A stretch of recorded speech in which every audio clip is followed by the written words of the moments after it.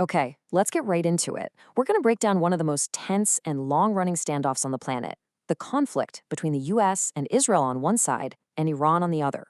It's this incredible story of shadow wars and high stakes games where, for over 40 years, the world has been holding its breath. And that leads us to this central mystery here. I mean, for more than 4 decades, these countries have been locked in this hostile dance, pushing each other right to the edge, time and time again. So, why haven't they just tipped over into a full blown, all out war? That's the big question we're really going to unpack.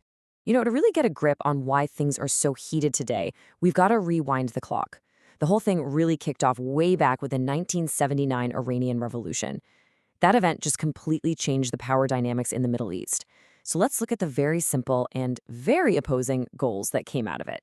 And this is where it gets both super simple and incredibly complicated. On one side, you have Iran, a major regional power, and its goal is to expand its influence, plain and simple.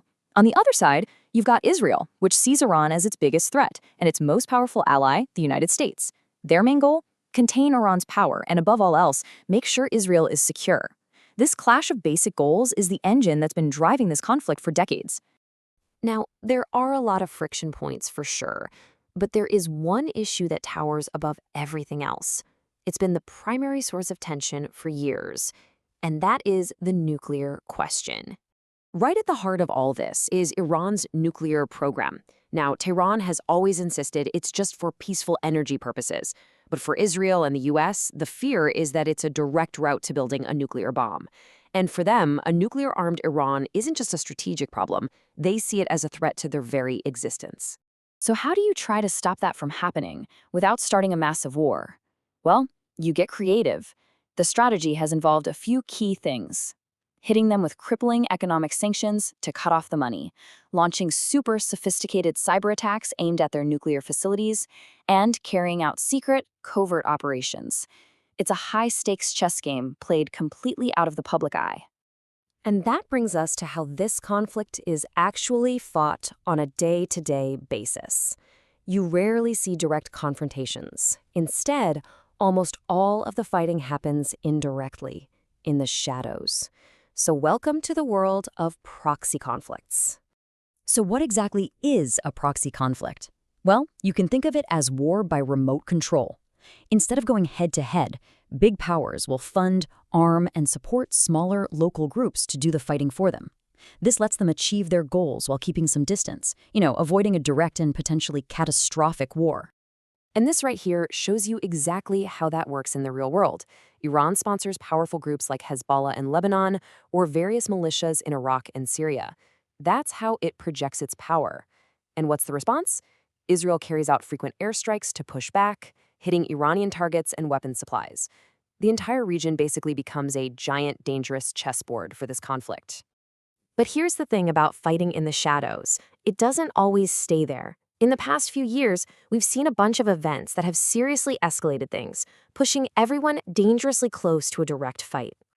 I mean, the pressure is just always building. You've got these constant Israeli airstrikes in Syria, and then you have Iran using drones and missiles across the region. But the moment that really almost blew the lid off everything was in 2020, when the US killed Qasem Soleimani, one of Iran's most powerful generals.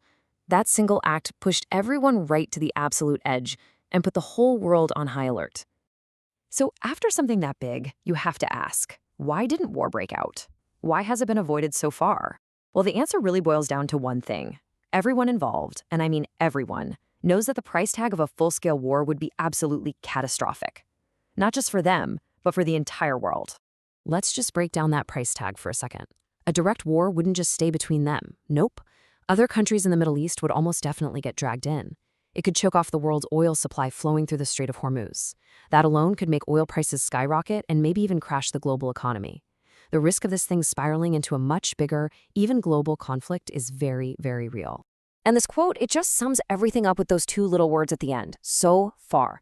That phrase tells you everything you need to know about how incredibly fragile this all is.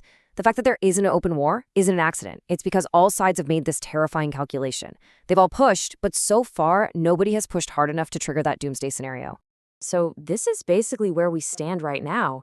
Tensions, yeah, they are through the roof. The shadow war with small strikes and proxy fights, that's still going strong. But, and this is a huge but, a direct declared war between the United States, Israel, and Iran hasn't kicked off.